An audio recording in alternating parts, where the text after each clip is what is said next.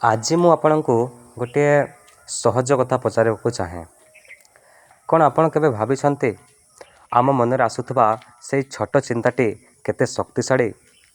जदि आपण कौनसी जिनस को निज मनरे कल्पना करि पारुछन्ते तेबे मने रखन्तु ताहाकु वास्तवरे परिणत करिवार सामर्थ्य मध्य आपणक पाखरे रहिछि।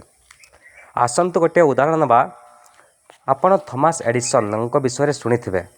जेतेबेले से विद्युत बल्ब तैयारी करने को भाभी सारा दुनिया तांकु पागल बोली कहिथिला, किंतु हजार थर विफल होला पर मध्य से हार मानि नथिले। काहेकि कारण तांको मनरे सही गोटे चिंता थिला जे मु एहा करि परिबे।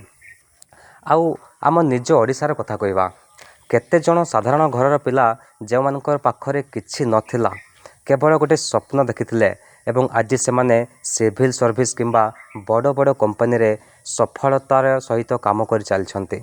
सेमाने किपरि कले? सेमाने केवल सही गोटे कथा को विश्वास कले जे जदि मु एहा भाबी पारुछि ताहा मु हासिल करि परिबे बा मु करि परिबे। बंधुगण, समस्या परिस्थिति नाही, समस्या आमर भावना भितर अछि। जेतेबेले आमे कहिदेउ एहा मो द्वारा हेबो नाही, सेतेबेले आमे निजे निजर शक्ति को कमाई दे थाउ।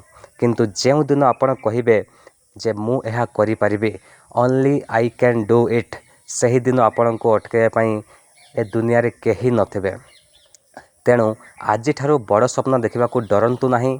आपणकर सही इच्छा शक्ति को ही आपणकर अस्त्र करंतु। मन करंतु जदि सही चिंता आपणक मनर आसीछि तेबे ब्रह्मांड आपणको ताहाकु पूरण करिया पई सुजोग मध्य निश्चय देबे। जदि एही भिडियोटी आपणको टिके भी प्रेरणा देइछि तेबे हाँ लिखंतु कमेंट रे, जहा कि आपणकर आज संकल्प हबो। आउ ए भिडियोटी को सही सांग सहित शेयर करंतु जहाकू एबे एही प्रेरणार आवश्यकता रहिछि। मने रखंतु तुमे जहा भाबी पारुछ तुमे ताहा करि पारिबो, निश्चित भावरे करि पारिबो। धन्यवाद।